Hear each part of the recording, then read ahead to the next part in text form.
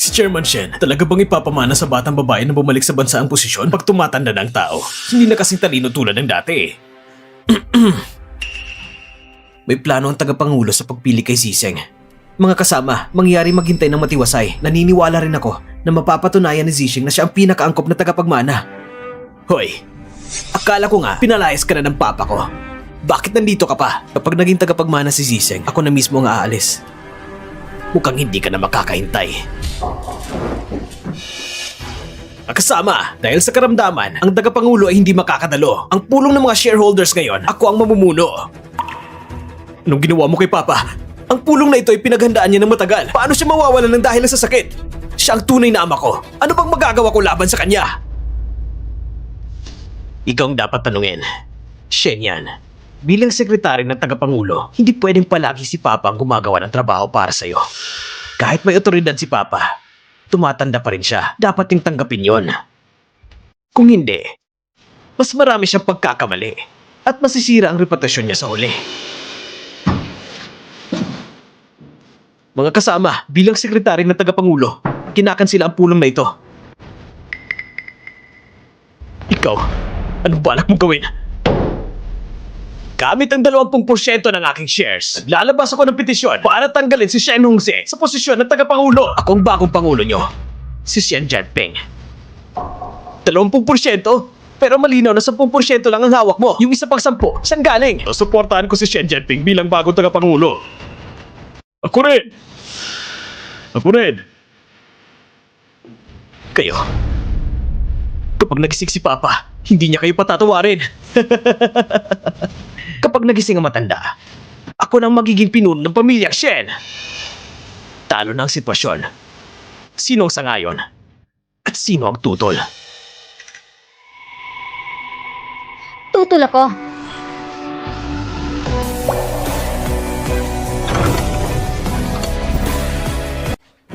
Zizeng?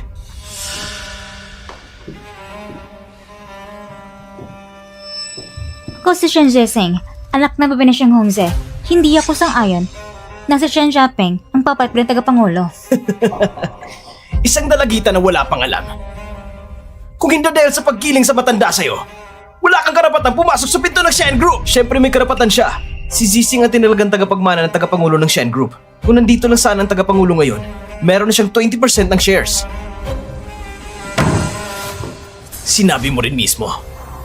Kung ngayon dumating ba ang tao? Makakarating ba siya? Ikaw ang lagyan ng lason sa sariling ama. Hindi mo ba alam yan? Mga ginoo at ginang, naniniwala ako, hindi rin yung gustong ipasang negosyo sa isang taong hindi ko kilala sa pamilya na naglagay ng lason sa sariling kamag-anak, tama ba? Bata ka pa. Anong ebidensya mo na si Shen Jianping ang naglagay ng lason sa tagapangulo? Hayaan mo na natin yan.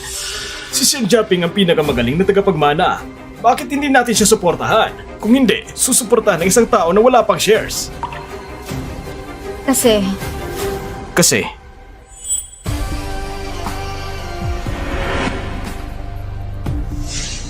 Nandito ako.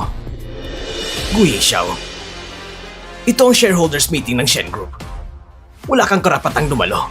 Tawagin ang security. Paalisin siya! Tignan natin kung sino maglakas loob sa akin. Guyi Xiao. Huwag mong isipin na mababang luhang pamamaraan mo ay gagana dito. Ito ay ang Shen Group!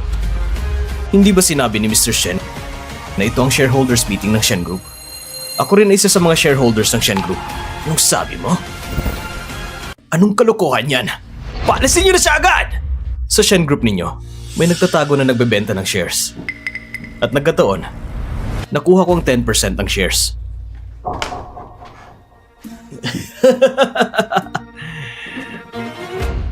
Akala ko noon, ang 10% na shares, anong kayang magagawa? Pero, ako pero ng pinakamalaking shareholder. Mr. Gu, sinasabi ko sa'yo, ito ang Shen Group. Hindi mo kayang kontrolin ang lahat. Xian Jianping, huwag mong kalimutan, sa Shen Group, hindi lang ikaw ang Yan Master. Tama ba? Shen yan. Yang ampo na yan, na itinuring na anak para sa aking landas. Anong aasahan mo sa gatekeeper na ito? Kakagat ba siya? Parang nalilito ka na yata. Mga gino't ginang, ang hawak kong 15% ng shares ay lilipat ko kay Zising. Paano mo nagawang magkaroon ng shares? Nung nakaraan, ganda si Papa ng kontrata kung saan ang 15% ng shares ng kumpanya ay ililipat sa akin ng maaga para sa mga hindi inaasahang pangyayari upang maiwasan ang alitan sa loob. Ngayon, kay Zising na ang 25% ng shares. Si Zising, ang pinakamalaking shareholder.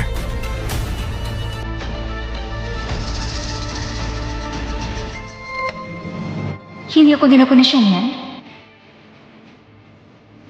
Mga Ginoo at Ginang, alam ko, para sa inyo, ang Shin Group ay hindi lang isang kumpanya. Ito rin bunga ng maraming taong pagsusumikap ng lahat. Para sa akin, para lang halaga nito, kaya nais kong hilingin sa inyong lahat na maghintay muna tayo hanggang sa bumalik si Papa bago magdesisyon. Ipinapahayag ko na pinagbabawal ang kahilingan ng palitan ng posisyon ng chairman.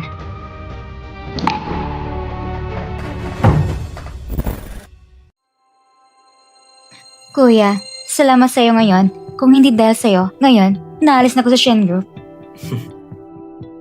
Pinangako ko kay Papa na poprotektahan kita ng maayos. Alam mo ba noon, nahawak ko ang 10% ng shares. Mr. Go, bakit ganito ang tinatanong mo? Ang 15% ng shares ay kabilang na sa Shen Group. Ang pinakamalaking shareholder, bakit sa simula pa lang, hindi mo na ipinakita ang kontrata para kanselahan ang pulong na ito? Kung ginawa ko yun, maisip ng mga shareholders ng kumpanya na ang pamana ni Bunso ay ideya lang ng ating ama. Pero ngayon, meron pa rin ako bilang kuya. May mga prestihiyo ka na rin sa kumpanya. Kung hindi, iisipin ng iba na si Shen yan ay nagkakagusto sa sariling kapatid na babae. Nagpapatawa ka ba, Mr. Go? Napakatalino ni Bunso at bilang kanyang kuya, ako ay labis na pinapangaralan siya. Hindi ko na hinihiling ang iba pa. Sa palagay ko, dapat mayroon pa kayong pag-usapan ni Bunso, Mr. Go. Sige, aalis na muna ako para hindi na ako makaistorbo. Sakto, titingnan ko muna si Papa.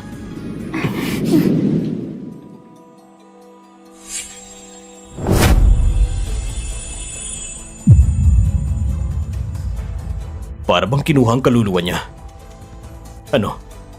May nararamdaman ka na ba sa kanya? Siya isang mabangis na ahas. Isang nilalang na malamig ang dugo. Huwag kang magpalinang sa kanya. Ginagamit niya tayo para patayin ang mas malaki gamit ang mas maliit. Hindi lahat ng tao ay kasing inosente mo.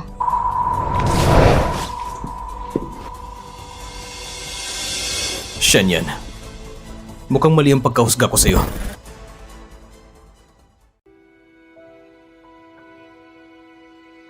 Miss Shen. Matagal na. Bakit hindi pa gumigising si Papa?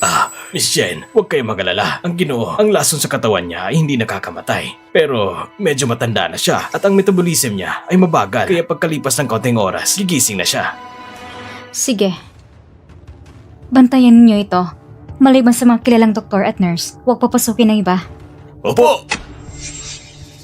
Anong nangyayari? Siguro nawala ng kuryente. Miss Shen, huwag kayong magalala. Lahat ng kagamitan sa VIP ward ay may backup power. Kaya si Mr. Shen, hindi siya maapektuhan. Sige. Huminto ang ventilator na sa room 11. Magsagawa agad ng manual resuscitation. Room 11? Hindi ba itong room ng kuya ko? Kuya, sana ayos ka lang. Kuya!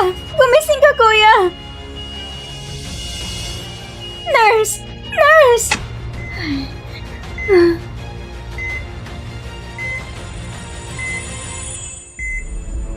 Shen Ziseng! Bakit nandito ka?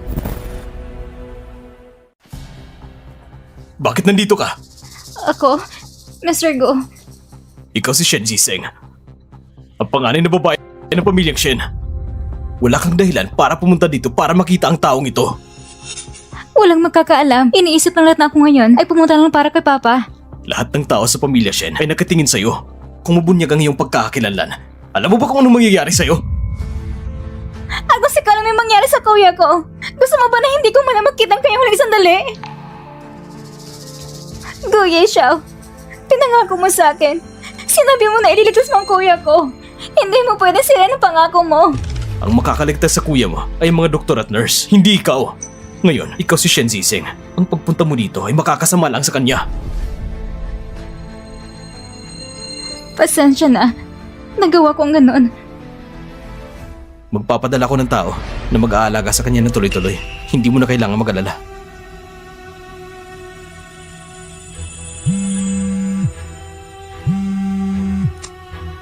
Boss! Nakita na namin ang bakas ng aksidente ng iyong ina! Ito yung taong nagpasiklab noon. Nagpadala na kami ng mga tao na magsusubaybay sa taong nagsiklab noon. Sige, naiintindihan ko. Magpapadala ko ng tao para ibalik ka sa pamilyang Shen. Pagkatapos ng huling operasyon ng kuya mo at kapag gumaling na siya, sa oras na yon, aayusin ko na magkita kayo. Salamat, Mr. Go. Mr. Shen, ang kwarto ng Ginoy nasa itaas. Hindi ko alam kung mawawala ng kuryente ang elevator. Baka mas mabuting akyatin na lang natin. Mas mabuti pang pagodin siya.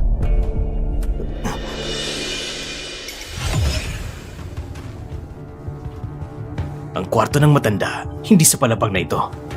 Bakit siya nandito? Sandali. Anong pangalan ng pasyente sa kwartong ito? Kaibigan mo na ba si Mr. An? Matagal na akong hindi nakikipag-ugnayan sa kaibigan na ito. Hindi ko alam kung anong sakit niya. Hindi nagkasakit si Mr. An. Na-aksidente siya sa kotse. Kakatapos lang niya mailipat mula sa IC sa regular na kwarto. At hanggang ngayon, hindi pa siya gumigising. Tinatawag niya sa panaginip kapatid niyang babae. Ang pangalan ay An Muyaw. Salamat. An Muyaw.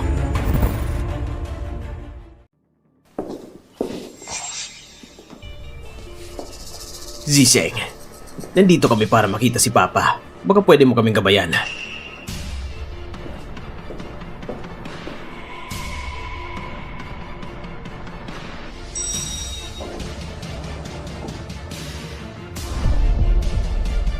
Hindi naman sa kalang-palapag ang kwarto ni Papa. Pero nakita kita kanina na pumunta sa ikalawang palapag.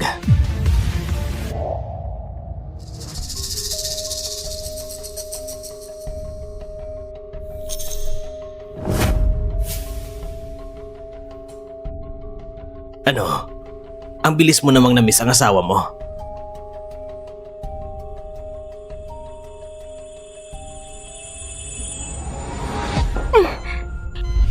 Shen Jiaping, huwag mong saktan ang inosente. Sino nagsabi na sasaktan ko ang iba? Gusto ko lang malaman. Anong relasyon mo sa lalaking ito? Wala kung anong relasyon sa kanya. Talaga? Kung ganon, gisingin natin siya at tanungin. Shen Jiaping, anong balak mo? Huwag mo siyang galawin!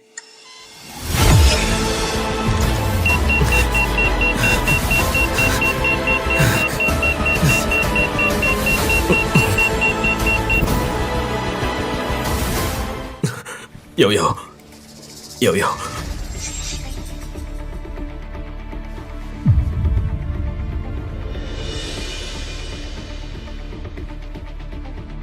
Hindi ka talaga si Shen Ziseng. Ikaw ang kapatid niya. Si An Muyaw. Ako sa Shen Ziseng. Shen Jiaping, kahit ilang beses mo pang ulitin, hindi magbabagong sagot ko. Huwag ka nang manakit ng inosente. Sigurado akong may ginawa ka sa resulta ng dugo. Sabihin mo kagad sa lahat ang totoong pagkakakilalan mo. Kung hindi,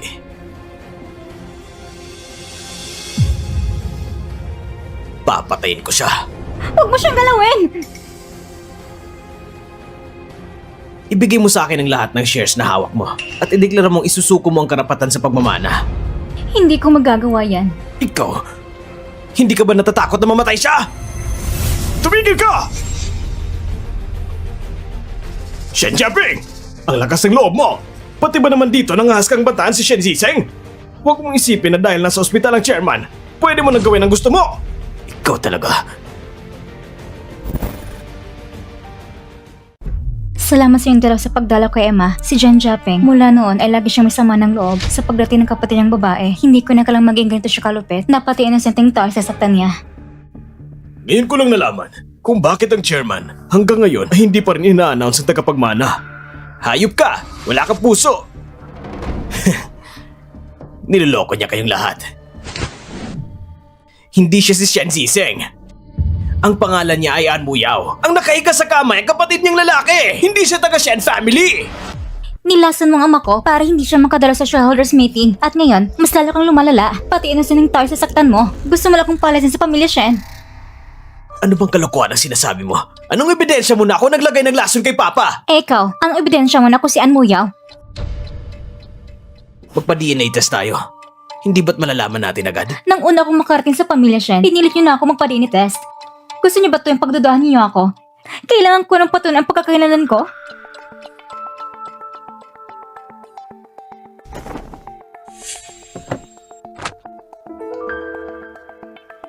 Ito ang lahat ng shares na hawak ko. Kung mapatunayan na wala kang kahit anong kaugnayan sa lalaking ito, ibibigay ko sa iyo lahat. At iaanunsyo ko na tuluyan akong aalis sa Shen Group. Ngayon, hindi mo na yan matatanggihan.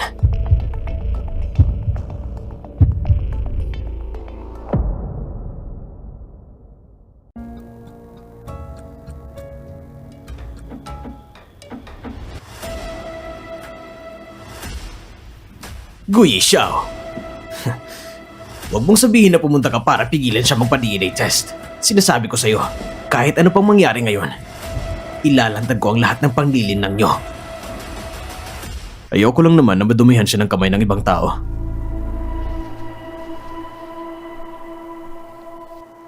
Sa harap ng lahat, may takot pa rin pala may daya si Yang Master Shen? Talagang may utang ako sa'yo. Bilisan mo.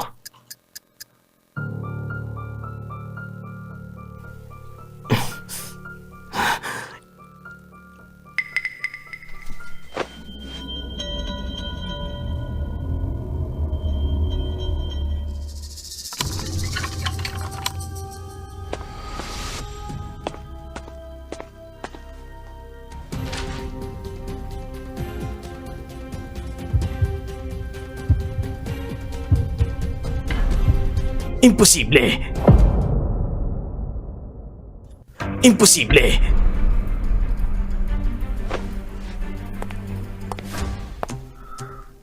Salamat sa regalo mo. Pag-uutosan kong mga tao na ilabas ang gamit mo sa pamilya Shen, bukas, hindi mo na kayong pumasok sa kumpanya.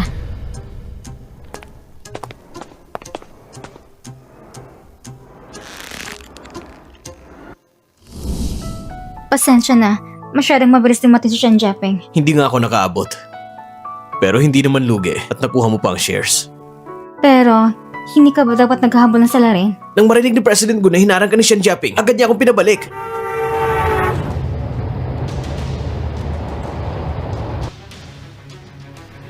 Bilisan mong pagmamaneho. President Gu, 10 minuto na, hindi pa rin bumababa si Miss Shen.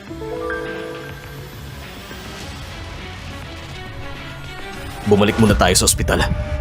Pero boss, tungkol sa salarin sa sunog na pumatay sa ina mo, ito'y... Sabi ko, bumalik tayo sa ospital. Opo. Nakatakas ang salarin. Ikaw talaga, puro daldal. Bilisan mo, mag-imbestiga ka na. Opo.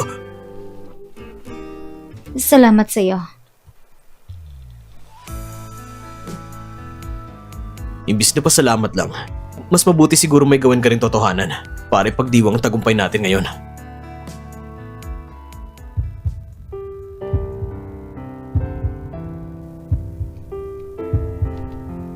Salamat sa pagligtas mo sa akin ngayon. Pakiramdam ko, hindi na kita kayang iwan.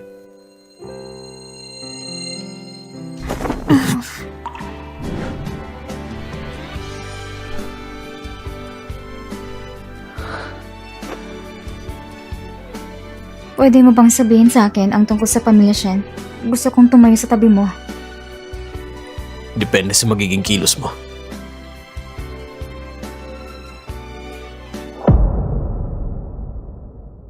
President Shen, ito ang impormasyon tungkol kina Ann Muyaw at An Yifan.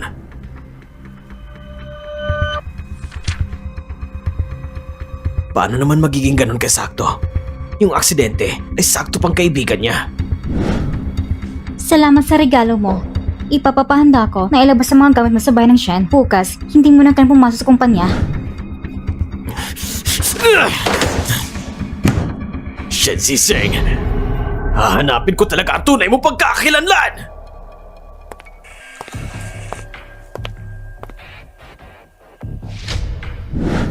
Noon ang mama ko, nagdesisyon na umuwi ng bansa. Isang araw bago yon, ang classroom niya ay nasunog.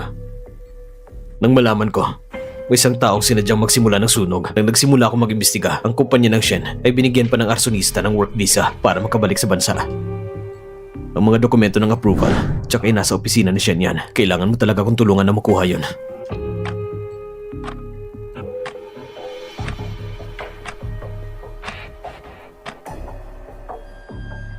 Mr. Shen, nandito si Miss Shen para kausapin kayo. Nasaan siya? Nasa opisina niyo po. Naiintindihan ko.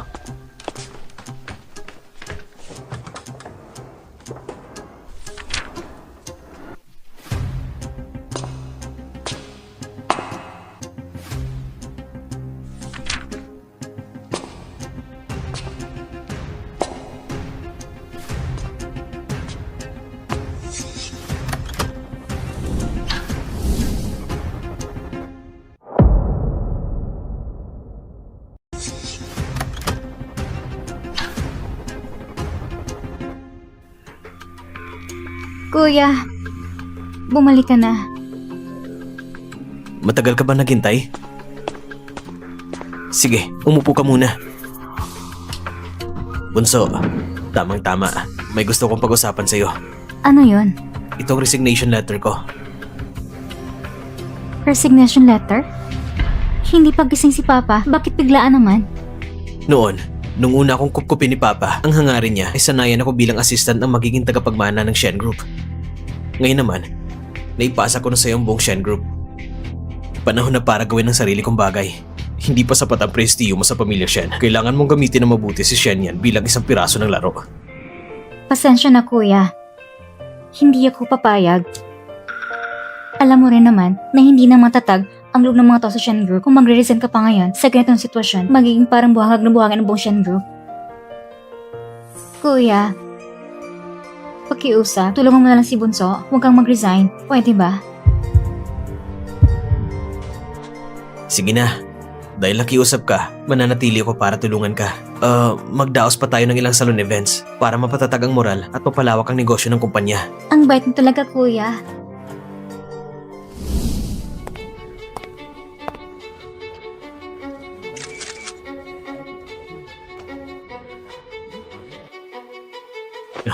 Salamat sa inyong dalawa sa paglaan ng oras para sa kolaborasyong ito. Salamat din sa inyo.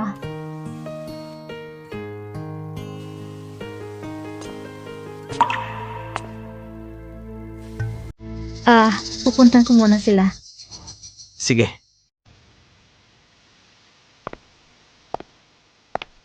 Sa opisina ni Shen yan, hindi ko nahanap ang hinahanap mo.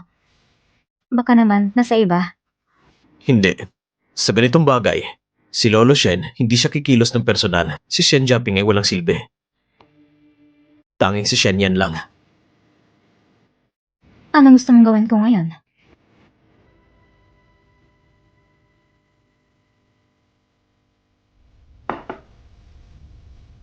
Akitin si Shen yan. Gu Yixiao, ikaw, talaga bang wala kang pakialam sa akin? Hindi ba doon pa may gusto ka sa kanya? Hindi ba lagi mong iniisip na hindi siya masamang tao?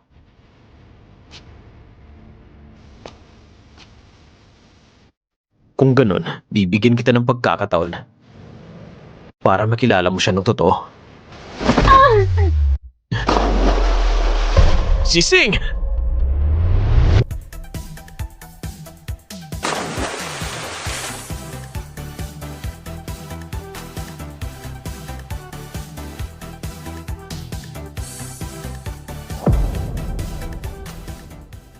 Ayos ka lang ba?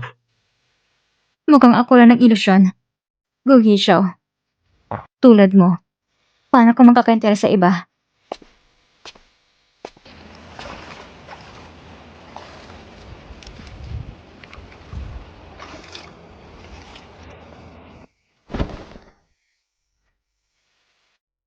Ayos ka lang ba, Sising?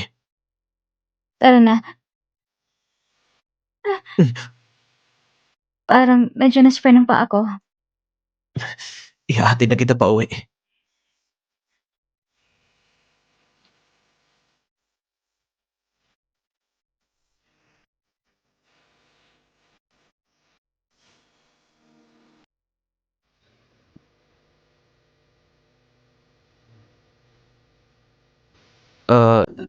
Sising,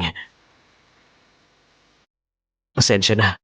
Kanina, nataranta ako at mukhang lumampas na ako sa linya. Ayos lang. Ginawa mo yung pailigtas ako. Tama. Kukuha lang ako ng gamot. Ipahid mo lang. Ayos lang kuya, hindi na kailangan.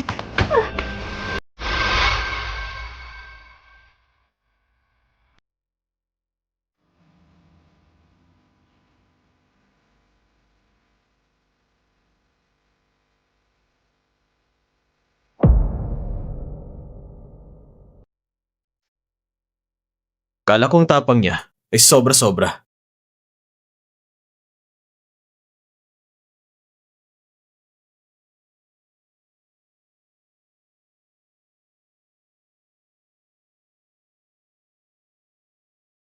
Bakit ka nandito?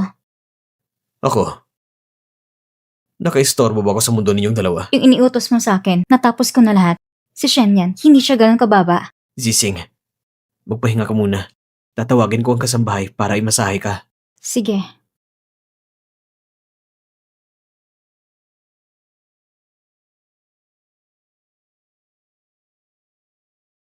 Ikaw, nagkakagusto ka na ba sa kanya? Lasing ka na.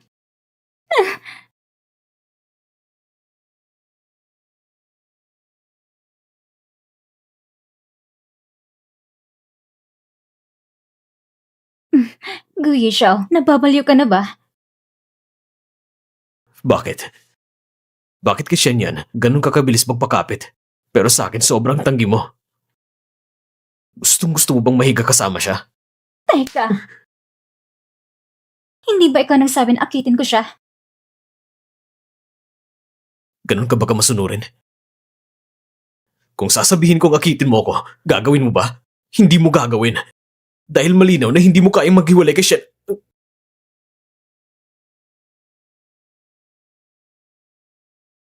Guyi Xiao, kung gagawin ko, malakas ka bang tanggapin? Ikaw, na laging nagtatago sa likod ng iba para gumawa ng maduduming bagay. Huwag kang mag-alala. Gagawin ko ayon sa sinabi mo. Aakitin ko si Shen yan at magiging tao niya ako. Sa akin ka lang. Habang buhay, akin ka.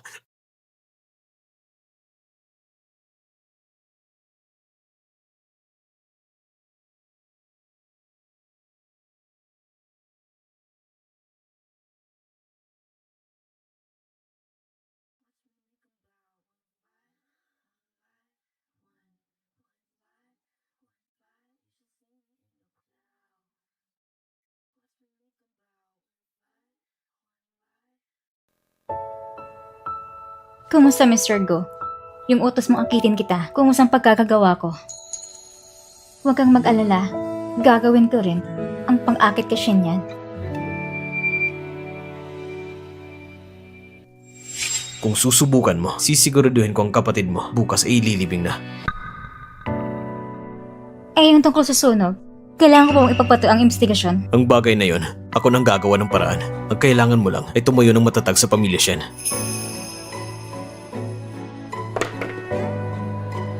Yung pag-akit mo kay Shen yan, hindi man lang naging matagumpay. Kuya siya, buwisit ka! Sa akin ka lang. Habang buhay, akin ka. Guyi Xiao. Sino ba talaga ang totoong ikaw?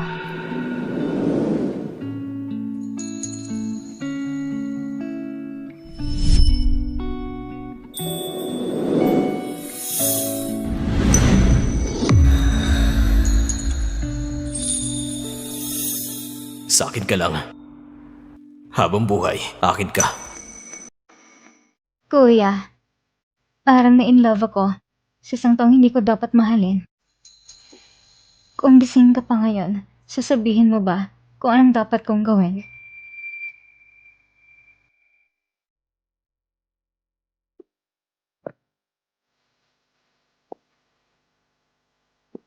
Kuya, huwag kang mag-alala. Pag natapos ko, lahat ng ipinapagawa niya sa akin, dadalhin kita sa ibang bansa para magpagamot. Gagaling ka.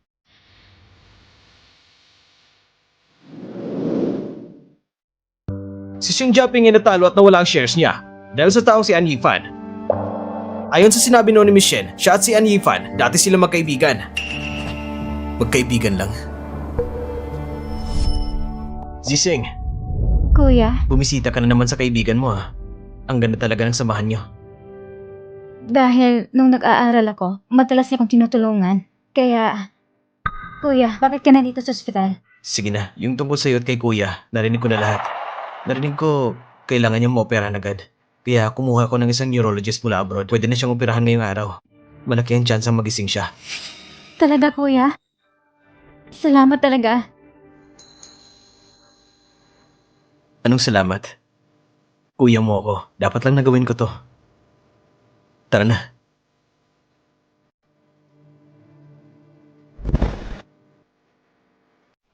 Kuya, salamat. Hindi ko talaga inaakala na gagawin mong ganito para sa kaibigan ko. Wala yun. Kahit wala ako, naniniwala ako na tutulungan ka rin ni Mr. Go. Walang kahit anong kabutihan na walang kapalit, laging may dahilan. Alam kong si President ko, hindi siya gagawa ng anumang bagay na hindi niya nakikita ang pakinabang. Pati ikaw, hindi ba kuya? Kung hindi akong tagapagmana, tutulong mo pa rin ba ako?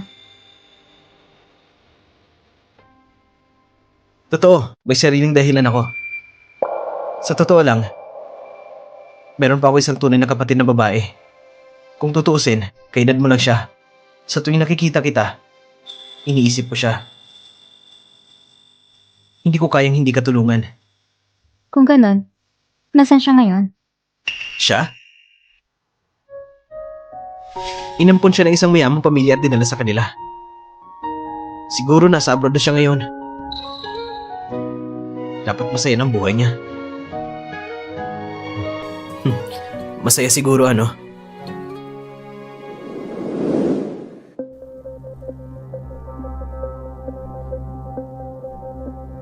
Narinig ko na buong araw na kayo magkasama ni Shen Yan sa hardin. Alam mo ba, na ginagamit ka lang niya? Kaya ibig sabihin, Mr. Go, nag-alala ka sa kaligtasan ko? Hindi magandang kalagayan ni Shen Hongze. Ayon sa orihinal na testamento, si Shen Jiaping ay makakuha ng natitirang 20% shares. Kung gusto mong pumalit, wala kang sapat na basihan. Kailangan mong mag-isip agad ng paraan para makuha ang suporta ng mga shareholders. Pinakakinatatakutan ng matatandang shareholders ay kapag ang bagong chairman ay umupo na, babaguhin niyang kanilang mga tungkulan at shares. Kaya, paano kumukuha ang tiwala nila? Ipag-uutos ko sa sekretarya. Nianda ang isang press conference para i-announce ang engagement ni Shen Ziseng.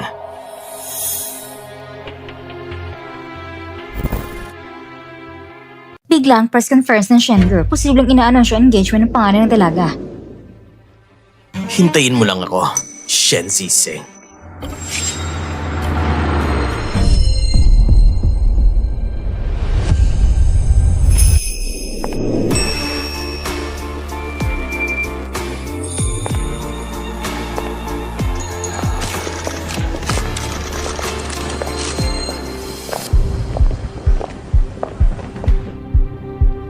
Salamat sa pagdala niyong lahat ngayon. Hindi pa rin namin makontak si Mr. Gu.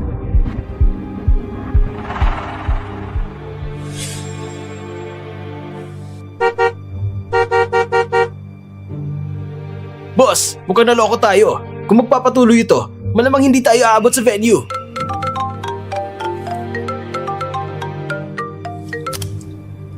Lahat po, pakiusap, huwag kayong magpanik. Ang fiancé ko, nadila na dahil sa isang bagay. Anong bagay ang mas mahalaga pa kaysa sa publiko niyang engagement sa anak ng pamilyang Shen? Miss Shen, huwag mong sabihin na katulad ka ng ina mo, iniwan din ng lalaki. Ano ang pinagsasabi mo? Security, palabasin niyo siya. Sige, magpatuloy ka sa pag-arte, Shen Ziseng. Ang pangalan ng dalaga ng pamilya Shen, talagang nalako sa pag-ibig. Lumaki ng walang ama na gumagabay, kaya't napakagago talaga.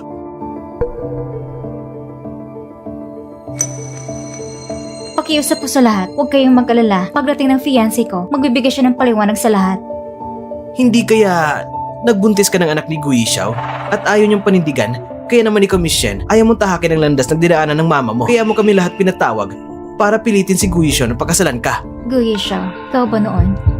Ganito lang ang mga chismis na naranasan mo. Miss Shen, totoo ba ito? Totoo bang sinabi niya? Ang engagement na ito ay desisyon naming dalawa. Walang pumilit kanino man. Nasaan na si President ko? Miss Shen, kung hindi pa lalabas si President ko, magsisimula na akong magdududa na ang pamilya Shen ninyo ay nagpapakita lang ng pabor sa publiko. Sinayang ang pampublikong resources at niloloko kami lahat. Bakit ka ba si Mr. Gu hindi pa rin tumatawag? Shen Ziseng, tignan natin kung anong gagawin mo ngayon.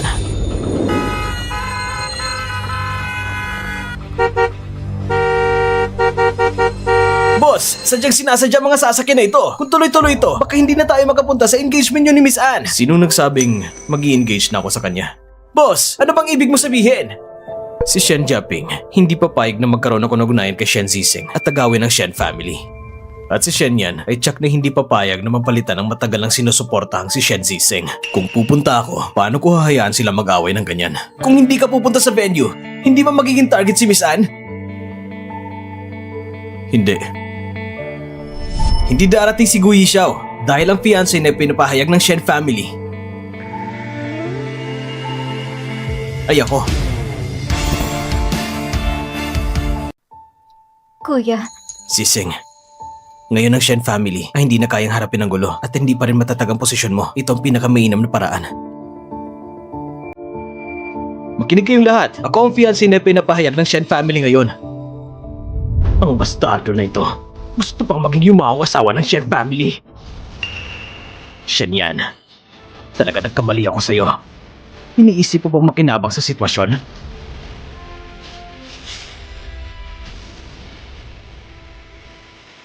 Pakawalan mo siya.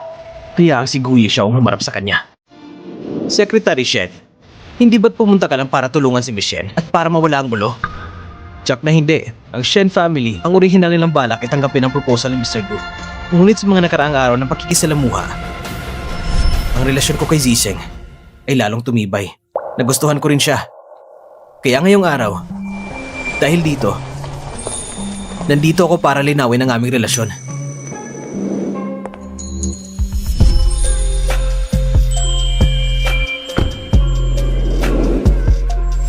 Gu Yixiao, hindi ba't magpapakasal ka kay An Muyao? Bakit hindi mo pa ito aksyonan?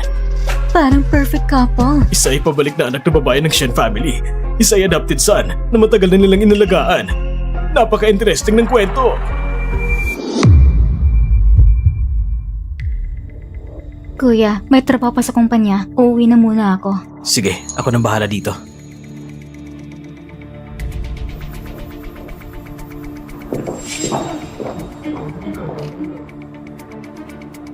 Interesting.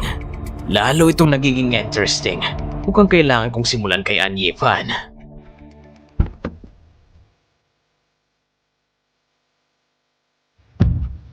Bakit hindi ka dumating sa oras?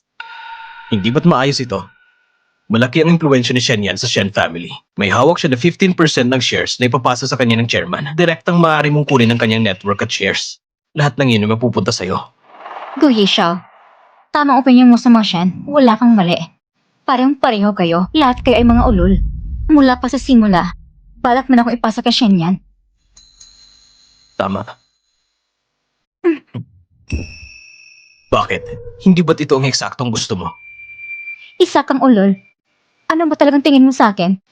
Hindi ba sinabi mo na sa'yo lang ako? Pwede ka maging fiancé ni Shen Yan. Pero hindi yun ang hadlang na magiging minamahal ko. Ulol ka talaga.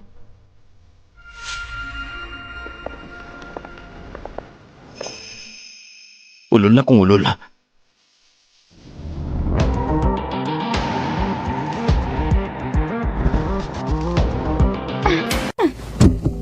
Gu Yixiao, Napakasaya, hindi ba? baliw ka ba? Paano kung makita ng mga report ang mga nangyari? Eh ano naman? Walang problema. Tapos ng lahat. Gu Yixiao, baliw ka talaga. Ayos lang na may ganitong paninindigan ka. Pero dapat malinaw na sa'yo na ikaw at siya ay isang laro lang. Kung may makita akong kakaiba sa'yo, huwag mo nang asahan na makikita mo muli ang kapatid mo. Sige. Tulad natin. Isang laro lang din.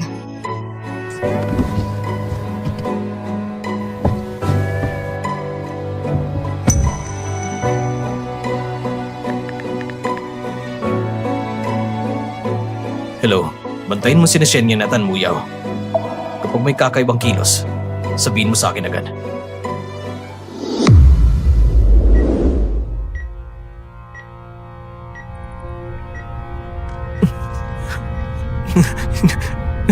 Hindi. Muyaw! Muyaw! Mr. An, sa wakas nagising ka na. Nasaan ang kapatid kong babae? Hindi mo sasabihin? Hahanapin ko na lang siya! Mr. An, hindi ka pa pwedeng bumangon.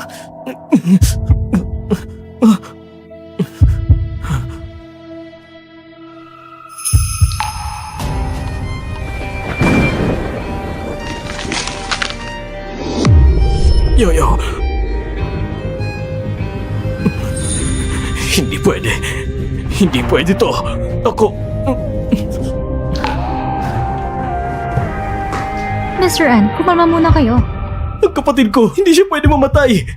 Nakita ko lang siya kamakailan. Talagang buhay pa siya. Ihahatid kita para makita mo ang kapatid mo. Gusto niyo kong palisin sa Shen family. Hindi ganun kadali. Sa engagement party, maghintay kayo sa sorpresa na inihanda ko para sa inyo. Ito ang pinakamahal na hiya sa aming tindahan.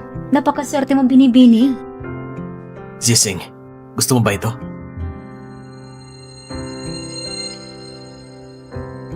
Baka wag na lang. Di kaya dalhin na lang kita sa ibang tindahan para makita. Shenyan, sa totoo lang, hindi mo kailangang gawin natin ito para sa akin. Nung araw na tumulong ka sa akin, sobrang nagpapasalamat ko sa'yo. Zising, gusto kong pakiramdam na kailangan mo ako. Kaya bigyan mo ako ng pagkakataon. Pakibalot na po ito para sa akin. Opo, sige po. Iswipe mo na lang ang card.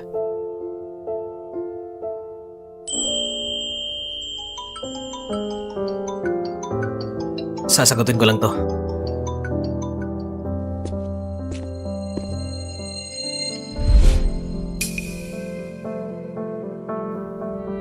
Itong sising na to, hindi mo ba gusto? Bitawan mo ako.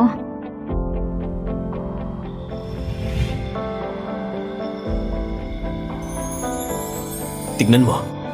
Hindi ba maganda ito? Kuya Xiao, bitawan mo ako. Zising! Ginoo, nakapak na pong singsing ninyo.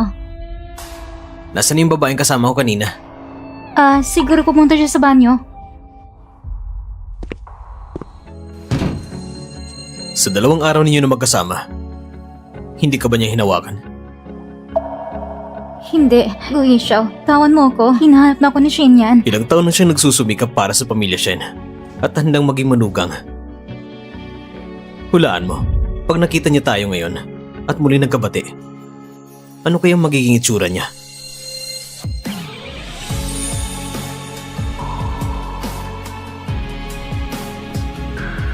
Zising,